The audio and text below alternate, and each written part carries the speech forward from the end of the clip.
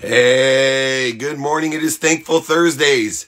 It is time to be thankful for everything we have and we're going to have and we are and we will be. Say thank you today before you go to bed and when you wake up. Start the best habit you can ever create. Thank you Thursdays. It's what we do here. Hope everybody had a more good news Wednesday. Anyway, let's get this party started today. We got some great people hopefully coming on. Thank you. Good morning. Good morning. Good morning. It's always a pleasure to be here. Jakey Bakey from the road in New York. Nick doing a fantastic job. Happy Thankful Thursday. Great to see you guys here. Einstein. What's going on? Gratitude is everything. As you know, put things in motion, especially gratitude. All right, let's go. LFG. We got Mikey from the road. Jonathan, good to see you as well. Questions are coming in. Always here. Let's see what we got. What do you think of the work of the philosopher Jiddu Krishnamurti? I would have to familiarize myself with that work. I'm sure I've seen some of it, but let me do that and get back to you. It's always good to say you don't know what you don't know, but I'm going to check it out. Thank you for asking me. Here we go. Is there a question that you wish people would ask you more often?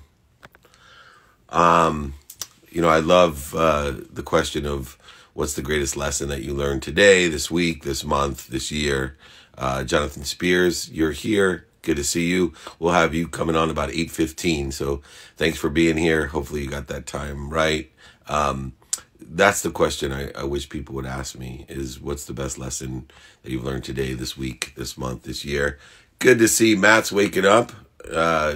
Here we go. If you want the 5 daily practices or my ebook, audiobook, or want me to sign a book, send it to you and ship it to you, I will pay for it. It's not a problem. That's david@dmeltzer.com.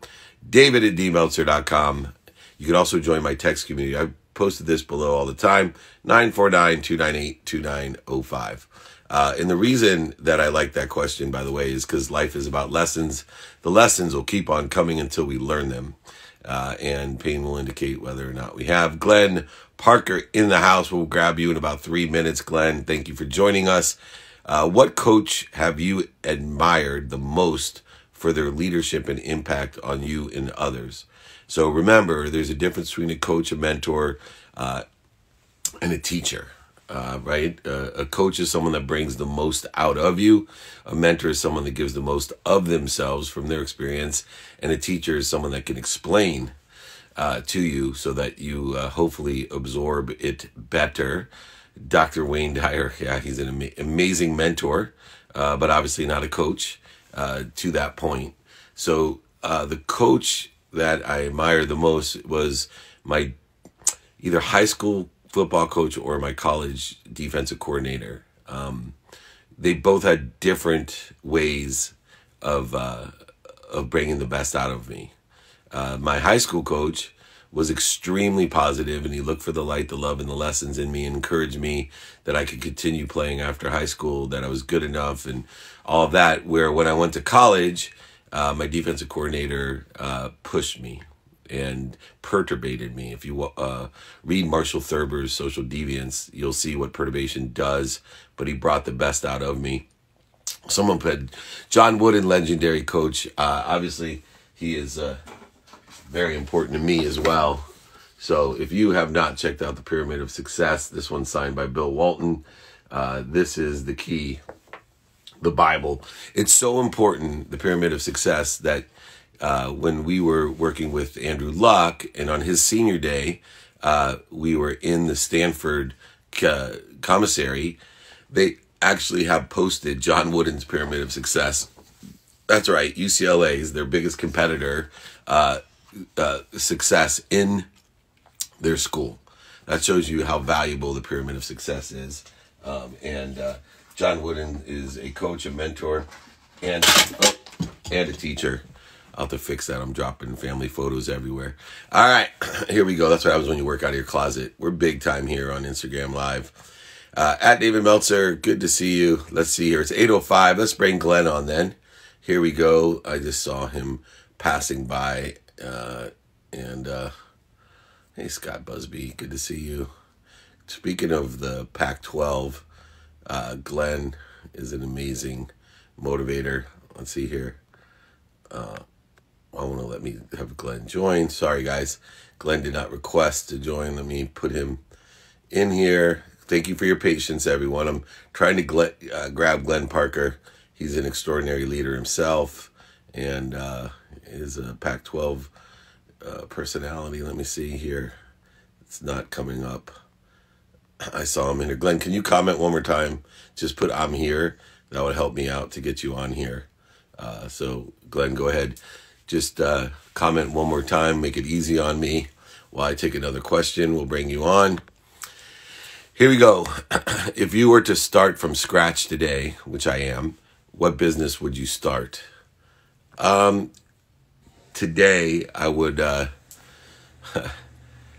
start a financial services business. I'd build a book of business, which is what I do. So, we're there. There we go. All right.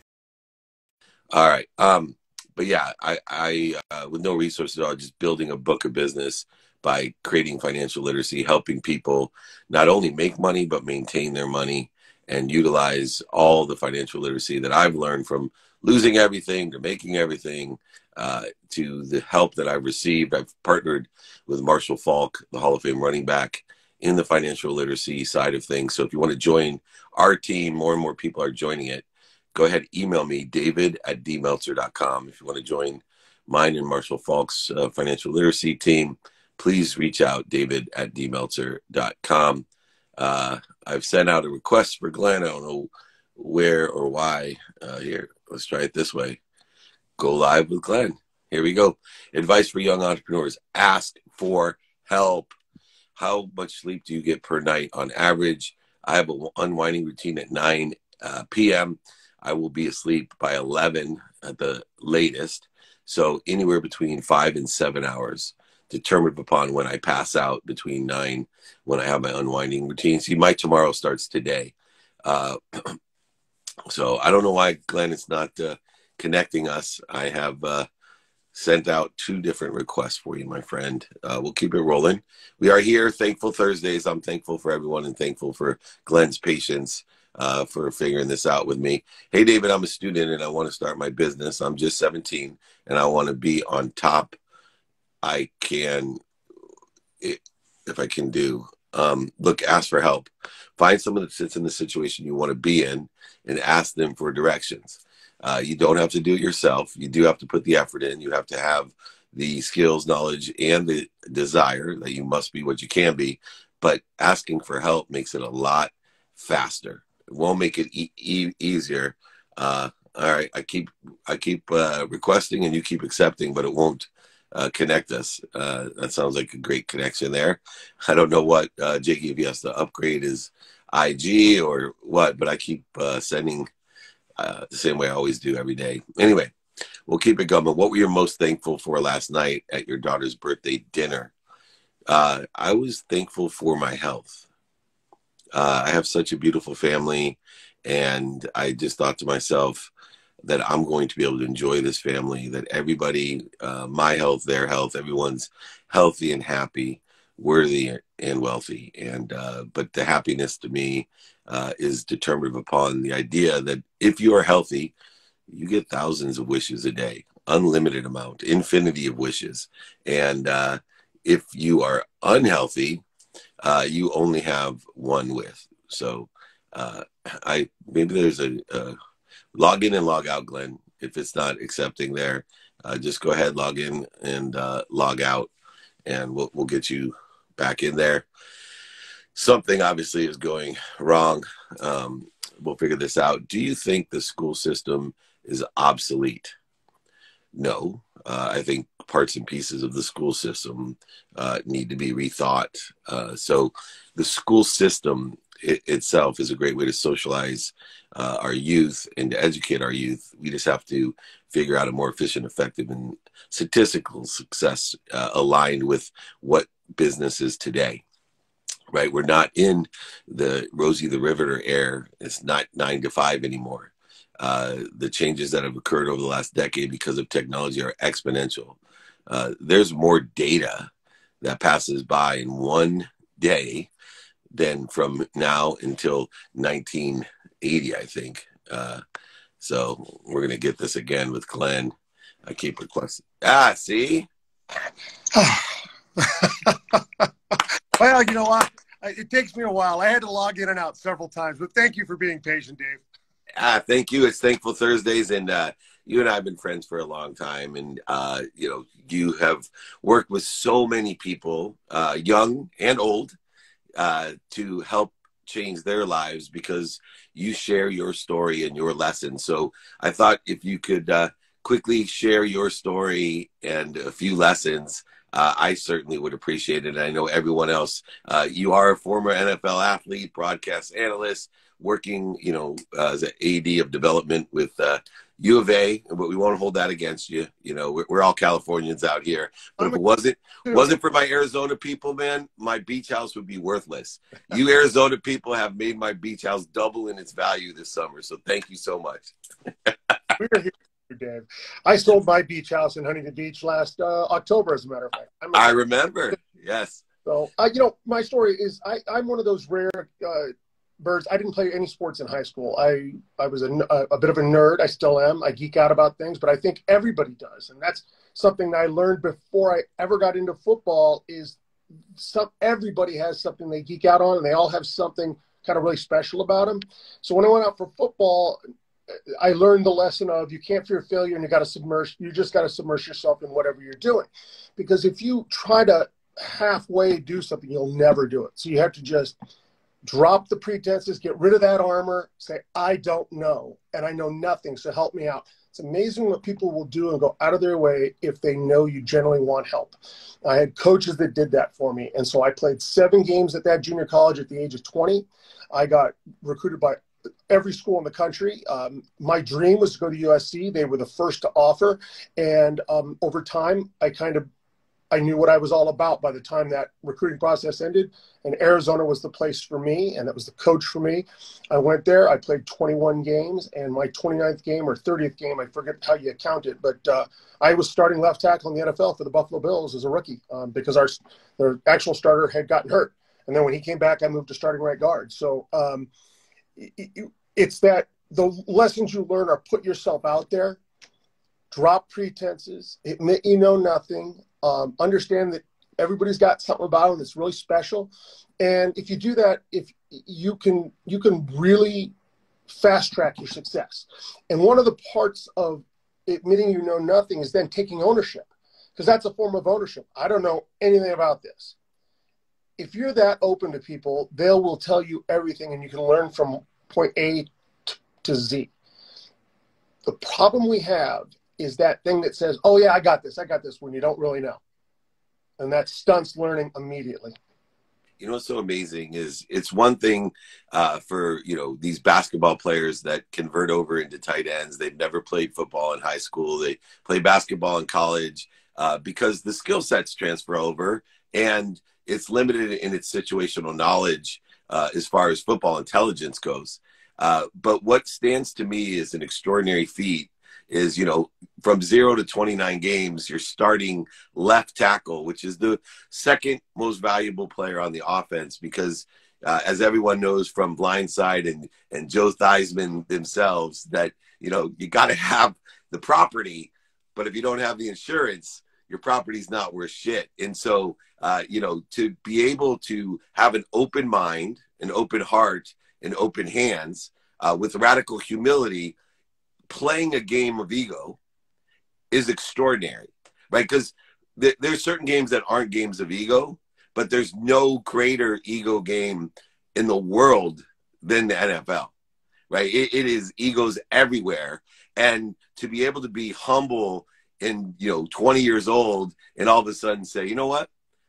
I'm going to learn how to do this, and I'm going to put everything I have into it and allow people to teach me, right? I'm not going to tell them I know anything. I'm just going to suck up. And, what was that moment like when you decided, you know what, I'm going to give this a shot? Because so many people, I'm sure, are like, you're crazy. Why would you waste your time playing football?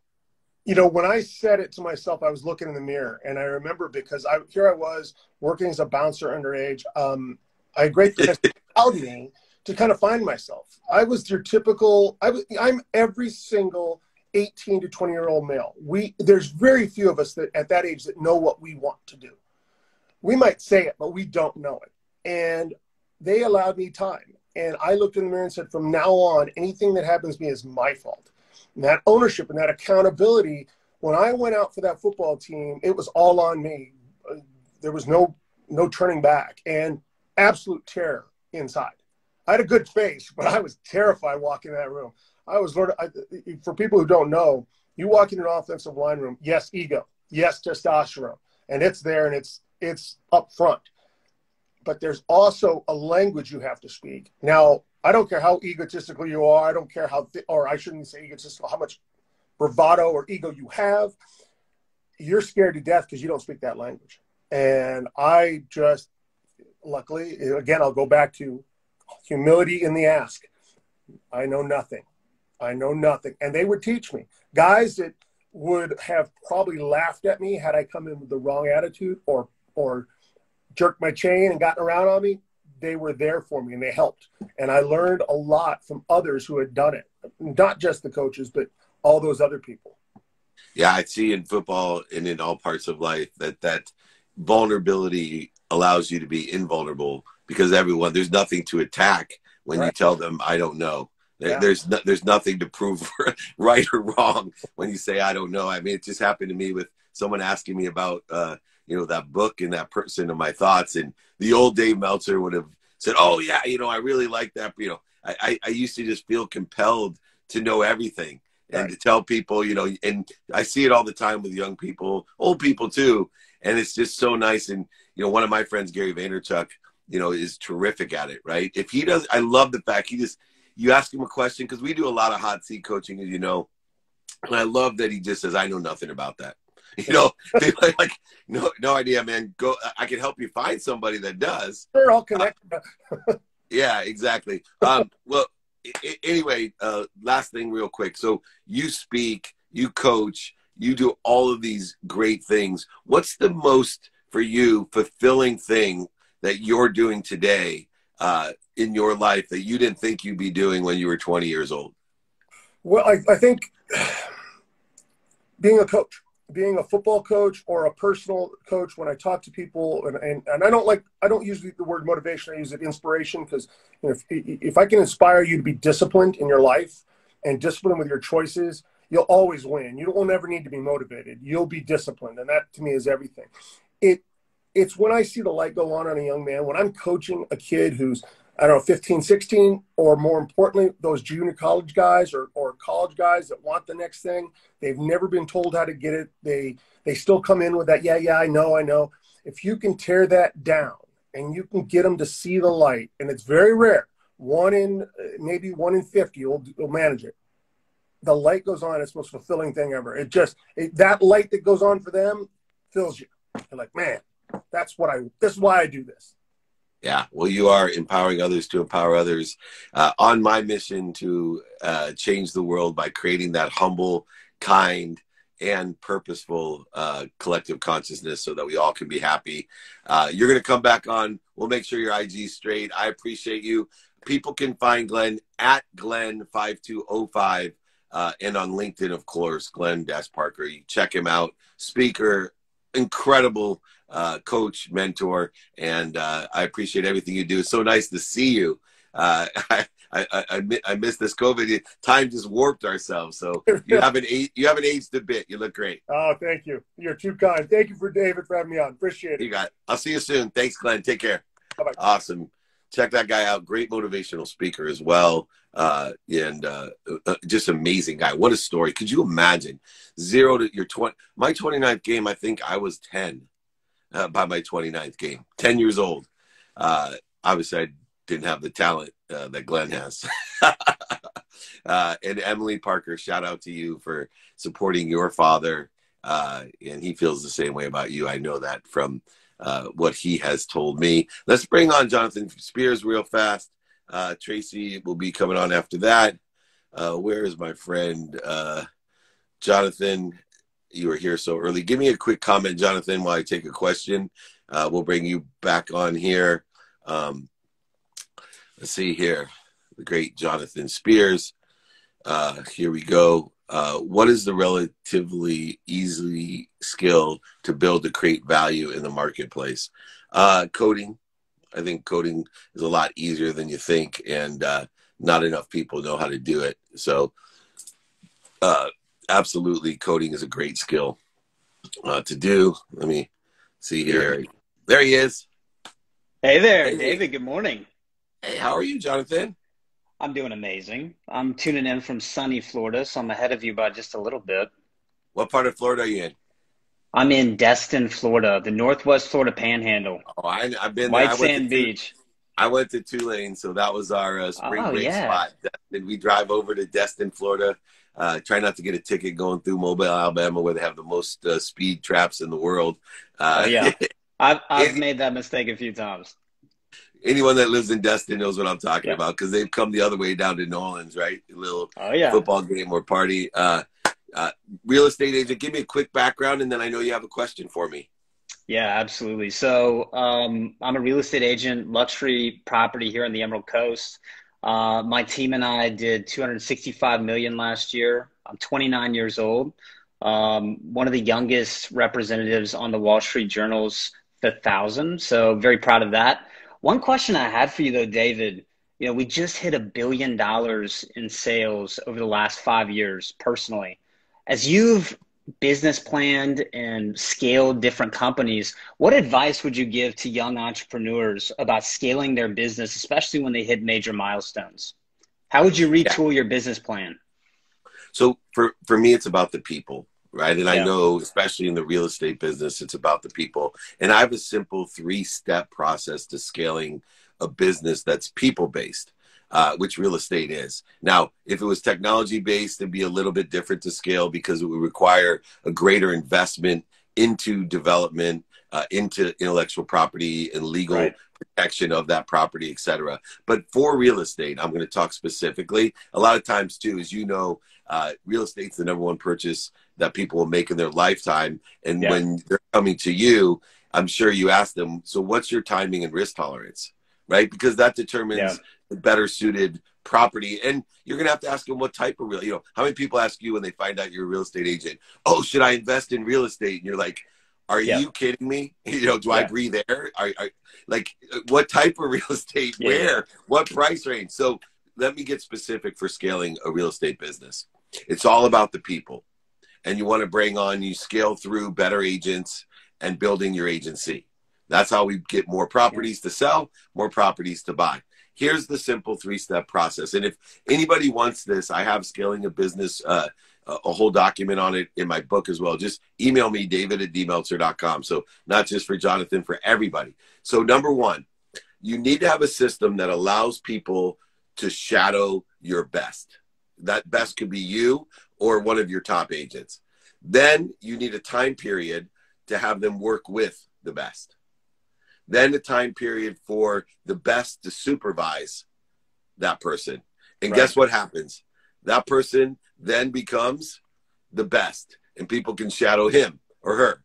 And the same thing. You'd be amazed how quickly this simple 3-step process of scaling people, because it's the only way that we can, number one, transfer situational knowledge and experience and Right. allow someone to appreciate, meaning give their own personal value to a system that's already successful. See, we don't just want everyone reading a script if they're selling. We want Right. someone learning how your best person sells, stimulates interest, transition interest, share a vision, manage and develop a vision, and thrive. But we also want them to add their own personality to it, Of right? There's a course. million different ways to do the same thing. That's why I exist, right? There's not one thing that I teach that isn't out there somewhere else. And it's not what I say, it's what people hear. And Right. so we need all of these different people to add their own frequency to it so more people can learn it. And I'm promising you, if you create that scaling system and then have everybody ask, see, real estate's an asking business, in person, on the phone, via email, and traditional and social media. If you have all your team every day asking, do you know anyone that can help me? I'm looking to build my real estate. Anyone that's buying or selling real estate, do you know anyone that could help me? And you keep on asking and asking. It is a game of, awareness. You need to Right. be the shiny light, because I am telling you, I know 1,000 real estate people. And whenever I have a real estate deal, it's always the guy who just called me or just emailed me, because I'm lazy, right? And I can't pick What's here everyone. and now? Well, that's the shift, though, like you mentioned earlier, to an advisor mindset, right? We're focused on relationships, not what's right in front of us today. And the relationships are what carries your pipeline 6 months, 12 months down the road. The other question, though, David, So is you're how do young. we, You're young. yeah, Try 12 yeah. years down the road. Whew. Yeah, Imagine 12 years. You'll be calling me at $10 billion, and yeah, you'll be doing $1 billion a year. And you'll be telling me, because that's the way exponential growth works. I Real love it. estate is a relationship business that compounds on those relationships. And you're so young, that's your hugest advantage. If you're doing, Absolutely. $1 billion of business in 5 years, you're going to do $1 billion in 2.5 years. You're going to Yep. do $2 billion in a year and 3/4, $4 billion in 7/8 of a year, $8 billion in a half a year, $16 billion in a quarter of a year. That's just math. That's the way businesses are built. Anyway, Jonathan, I got to jump because There I you go. fell behind with Glenn. Where can people reach out to No you? worries. SpearsGroupFL.com. Where else? Yeah, at Spears Group on Instagram, at Jonathan M as in Michael Spears. Look forward to connecting with everybody. Hey, reach out to me. I'd be happy. I got some great things to teach you. I'd love for you to reach out to me. Get that Yeah, scaling a business document. It's free. I'd love to mentor you, especially if we can make billions together, not I millions, love it, billions. David. David We'll at Dave connect Meltzer. soon. Thank you. Right on. Thanks, Jonathan. Awesome. All right. That's how a business is built. Look, you got a 29-year-old making millions of dollars, selling billions of dollars of real estate in Florida, right? California, $1 billion. What's that? 3 properties at some time. Florida, it's a whole different story. All right. I saw my friend Tracy here, and she is back in the house. Give me a quick comment, Trace, while I answer this quick question. There's so many in here. It is Thankful Thursdays. Don't forget to be thankful for everything you have. Say thank you before you go to bed, and when you wake up, it'll change your life. I guarantee it. Do it for 30 straight days. I'm happy to send you my ebook, my audio book. I'll sign a book and send it to you. It has the gratitude practice in there. I have a gratitude app. All of it's free. David at dmeltzer.com. So thank you. What's the biggest lesson you've learned in the Course in Miracles? Forgiveness. I'll answer that one quickly. Tracy, you got to update your IG. Jake, can you help her? She has to update her IG. It won't allow me to join her. So there's something I should have gotten done. You need to update it, or else it's not going to let you join me. You're on an old version. I got Tracy, Nick. Please help her. So we got enough time. Are you involved in any real estate? Tons of real estate, always. And I've learned and paid and invested. I always say, people say, oh, you lost over $100 million in real estate. No, I invested over $100 million into my future so I can make 200, 300, 400 million, because I've learned those lessons. That's the way life works. It's all the way in the meaning that you give to that. What was the most hurtful lie someone has ever said to you? What did you learn from it? Well, I wouldn't know what the most hurtful lie, because I probably don't know, because everybody lies. And there's a varying degrees of lies, from people who, lie to help you, to people that, lie for other reasons. But I had a business associate lie to me and cost me millions and millions of dollars, and then continues to lie, which is their issue, not mine. Hi, Tracy. How are you? I'm good. How are you? Thank you for your patience. Of course. Amazing technology. Somehow we get it to work sooner or later, which is, for a multi-billion-dollar business, you think it'd work all the time. I don't know. There's so many different apps going right now, Dave. I can't really keep track of all of them and run a business and do a TV show at the same time. Yeah, but you're amazing at all of them, and it's a great place to be. It's funny because you're a real estate agent, an author, speaker, personality, but yet, some people can't get out of bed, and I think it's a really important lesson that you can help share is, how do we manage our time? And, I always say, one of my mom's favorite lines, if you want something done, ask someone that's busy to do it. They'll get it done for you. That's Tracy Tudor for you. You want your house sold, you want your house bought, you want a speaker, you just ask her. She'll get it done somehow. What do you think your superpower is with time management? Well, I have a little bit of a case of OCD, so there's that.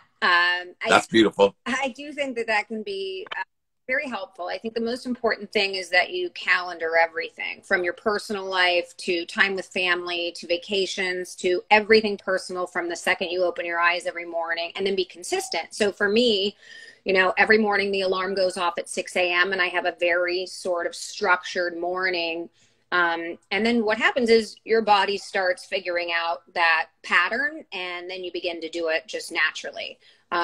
When you have, you know, inconsistent days and inconsistent schedule, which you do in real estate, and no day is ever the same, it's actually especially important. And or being an entrepreneur or, you know, starting your own type of different business that you might be new to, it's really, really important that you structure your day down to like every 15 minutes. So don't take a meeting for an hour and block out an hour of your day when you technically only need a 30-minute phone call. Like, you have to be smarter about that. And I think what a lot of people learned during COVID was exactly that, you know, if we're going to be on a Zoom call, is it really necessary to chit chat for 20 minutes before getting to the actual real work that we're supposed to be here to do, at staring at each other on a screen with business on top and party on the bottom? Or shall we like get to work? So I think in doing that and being home, particularly in the last year and having to come out of that and trying to find even more structure,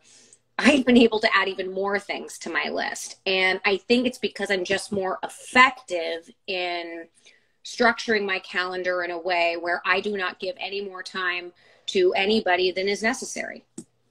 Oh, absolutely. And I have a 5-20 rule. So I was taught by Bob Proctor years ago, you know, at 5-minute phone calls, 20-minute meetings, 20-minute interviews. After that, you're just visiting. And so make sure you choose wisely who you spend your visiting hours with, especially if you're married and have 4 children.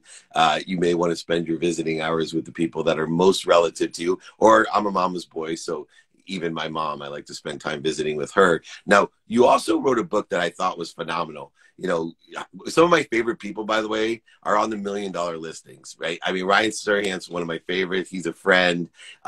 First time I met him years ago, I didn't really expect much. I thought, oh, you know, what does this guy know about sales? What does this guy know? He's a TV guy. Like, he's not a real sales guy. And man, I sat down with him and he blew me away, just like watching you and your skill set, your capability, and your desire all combined. But people like you and Ryan, you understand a 3-letter word. Even though you wrote your book, fear is just a 4-letter word. There's a 3-letter word that edges goodness out of our life. It edges gold out of our life. Those letters are EGO. And your book to me was just a brilliant insight on analyzing ego. And I am a person who practices ending fear. You know, that's a major practice of my life. It's one of the 5 daily practices I have to realize, you know, there's all these things interfering with what I already have: my health, my wealth, my worthiness, and my happiness. I have to figure that out by understanding the ego. For you, you've dealt with the biggest egos in the world like me. You know, what are some of the things that fear, that 4-letter word, you know, has created, and what have you learned from analyzing it? I mean, I think that, you know, to go back a little bit, you know, in sales in particular, you have to be fearless. You know, when you talk about someone like Ryan, for example, who I think really probably started in acting, if I remember correctly. I think he's a contractor for his dad first, then he tried acting. We actually have similar backgrounds. You know, like I grew up in the construction world. My dad was a major public works contractor, and then I ended up wanting to be an actress. Well, I woke up, you know, when I was 21 years old and had graduated with a theater degree in undergrad and was auditioning around town. Well, talk about having to be fearless. When you're walking into a room every single day of your life, and it's essentially a job interview every day to make a living, you realize very quickly that you have to sort of throw that fear to the side and kind of walk in and be able to sell yourself. And so I think in our business in particular, that skill set of being able to walk into a room and own it, despite your, your current emotional state, being able to put things aside and walk in and analyze the personality types that are in the room, who's in the room, what are they wearing, what kind of mood are they in. All of those things come into play when you need to make an impression on somebody, and you really only have a couple of minutes to do that. So for me, I think the most important thing in analyzing that is sort of recognizing that we all kind of grow up with preconceived ideas about what that looks like, and different sort of backgrounds, both in socioeconomic and just our, how we were parented. And I think it's important that we acknowledge that and put a name to it and understand it so that we can then move on from it. Because in order to be successful, particularly in a business like sales, where it's like dog eat dog, the name of the guy that was on just before me that you were talking to is Jonathan, young guy, doing as well as he is. He didn't come as far as he did by not being able to walk into a room at his young age and own it. Now, a little bit of that is acting. And sort of sometimes it's a skill set that a lot of people don't have.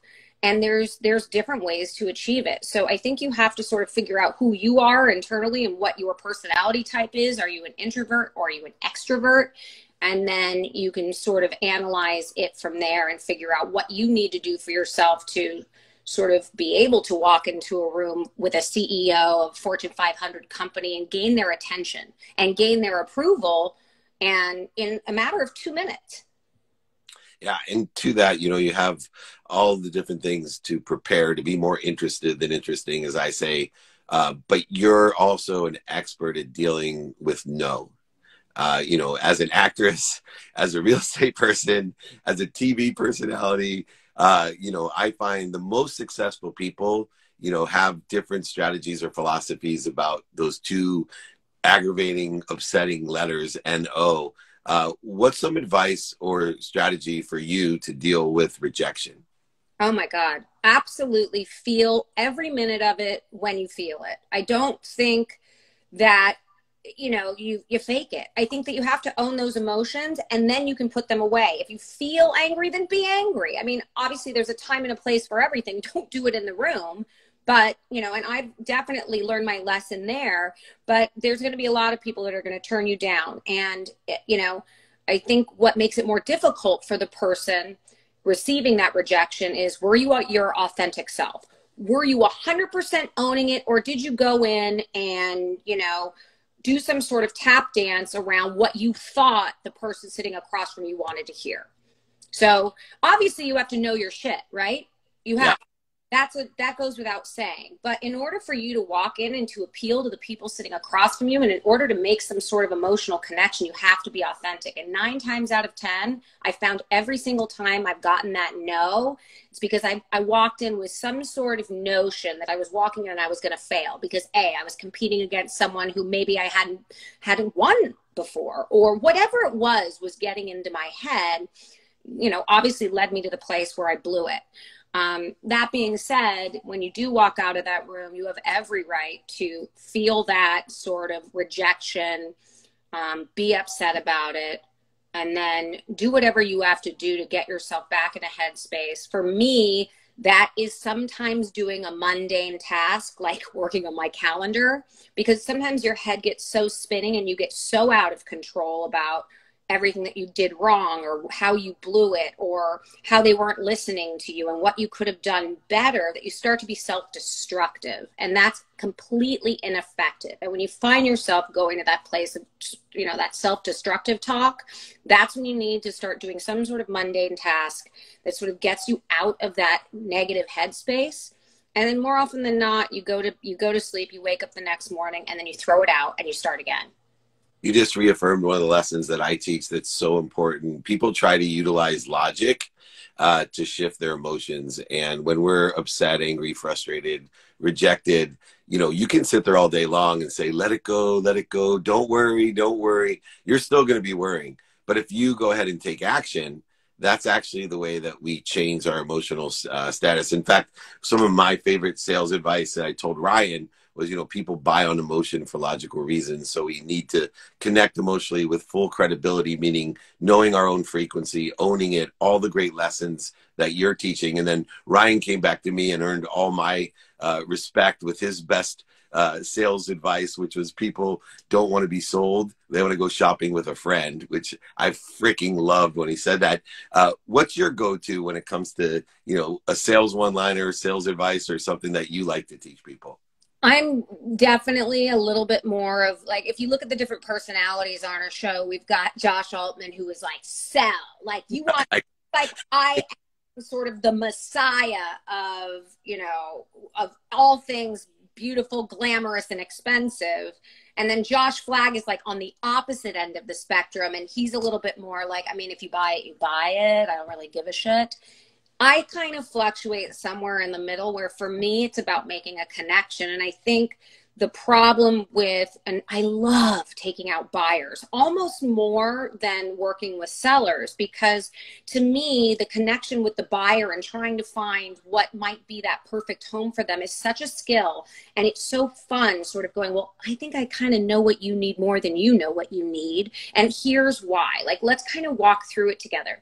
And then, oftentimes when you can sort of prove to the person that you're walking through a house with that this is why, you've been doing this every single day for 21 years, and this is why you believe that they might be going in the wrong direction. That feels good. And when you find that connection and you're able to bring two parties together, and then that buyer calls you in a year and goes, you were absolutely right. Thank God I didn't. It's like that's the one thing about our business that I think I really truly love. I mean, many things about it are incredibly difficult, but that moment and that piece and that connection and education really for the buyer is one of the most rewarding pieces of what we do.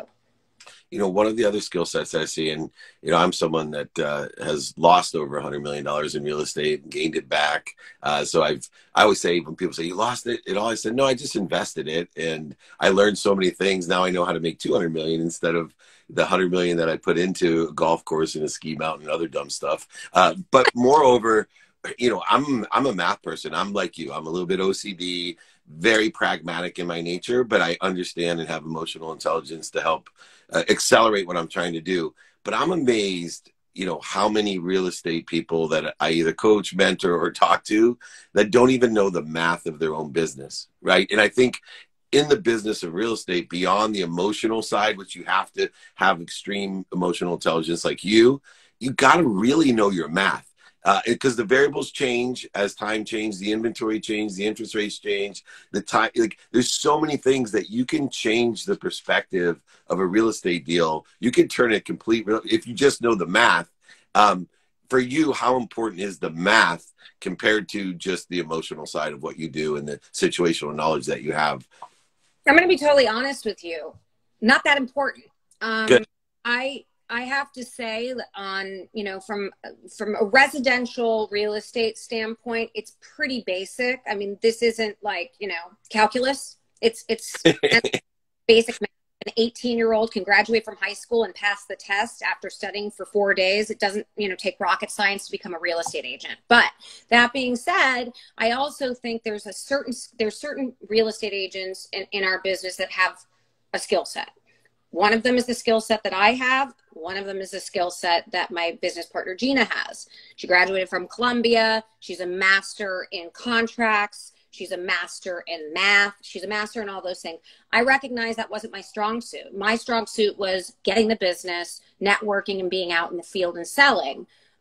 Gina's very, very strong in the contractual obligations, making sure that you understand how to navigate a contract, because in California, not like most other states in the country, we walk the deal from beginning to the end. We don't walk in and then hand it off to attorneys. We have to know the escrow process, the title process. Like, it is a arduous journey from, negotiating the deal is the easiest part. So I say when you aren't strong in those areas, that does not mean that, you can't be successful, but it means that you need to recognize what that weakness is in you. And for me, that was not, I won't say I'm not strong in it. I dare I say I could probably out contract all of the people on my show, but I will say that my business partner is even stronger. So when it comes to that and your client has, 10 million, 20 million, $1 million on the line, you better know what you're doing, because this is the biggest asset that they have. It should be.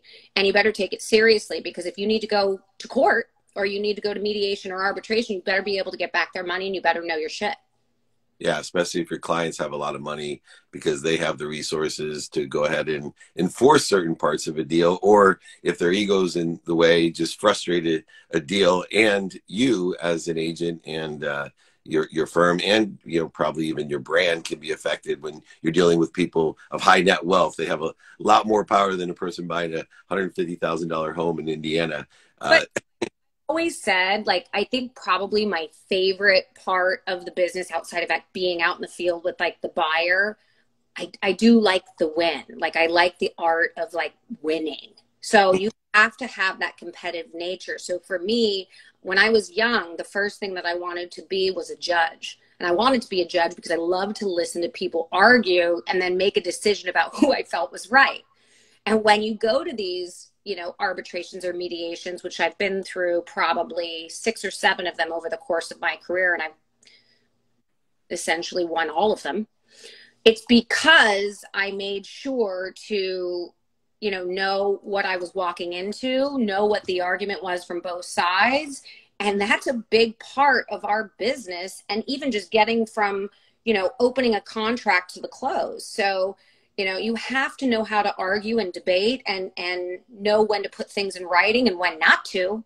And so that you can kind of come out on top for your clients. And those are the people that will be loyal to you for a lifetime.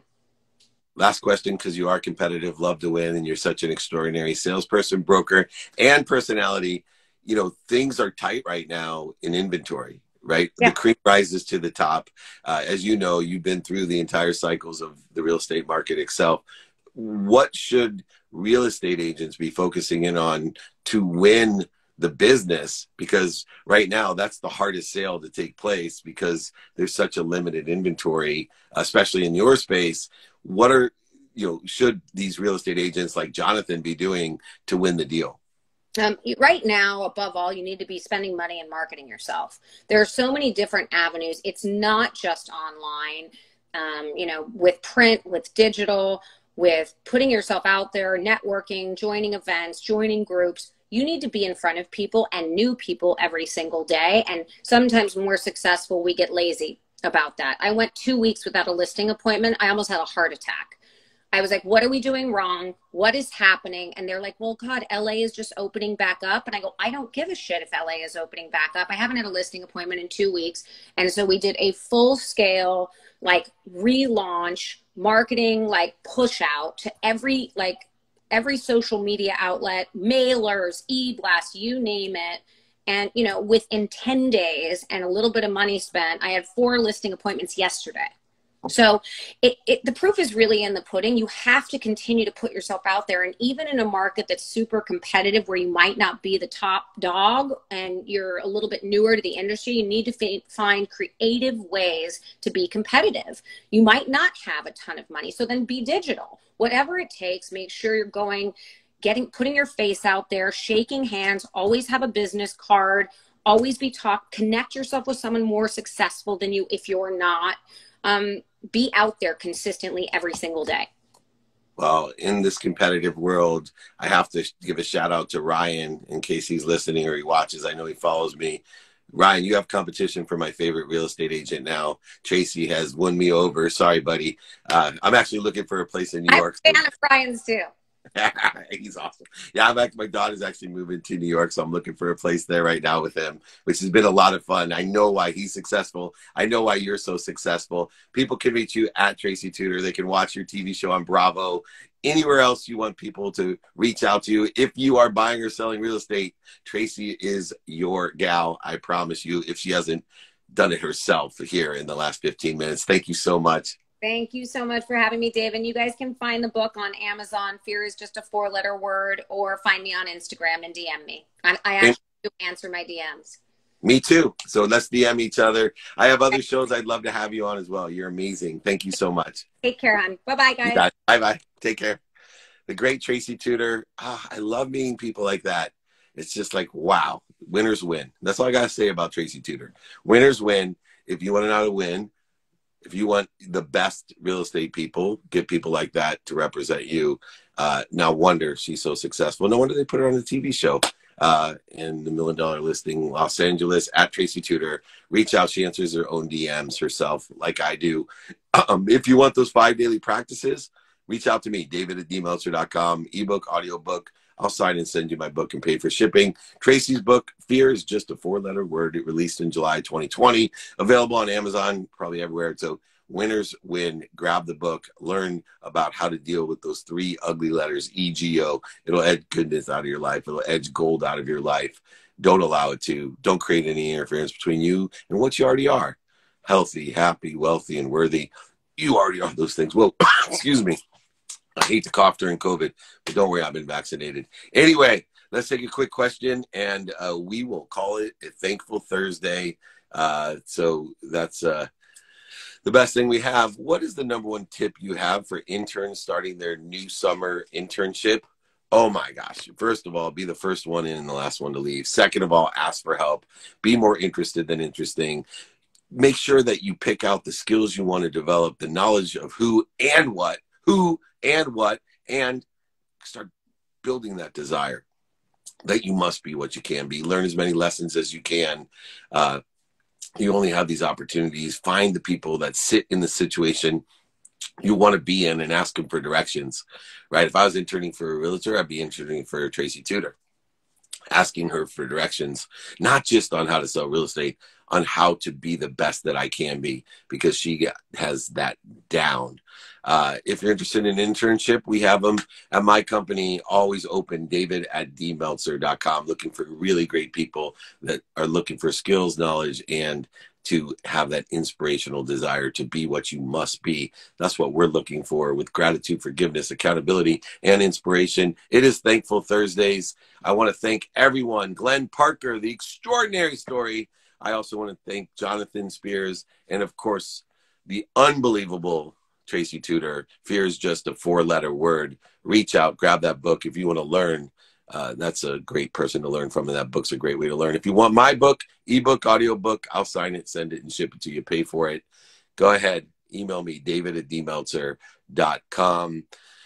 Email me, Carla, if you want a mentor, just david@dmeltzer.com. Happy to help you, see if I or someone in my network can help you get to where you want to be. Many different options out there will help you find the best mentor, coach, or teacher that you're looking for. david@dmeltzer.com. Thank you for everyone. Thankful Thursdays. We are here every day trying to be of service and of value to others. Remember, most importantly, be kind to your future self and do good deeds. We'll see you tomorrow for training. Stop lying to yourself. Training is tomorrow. Stop lying to yourself. Thank you.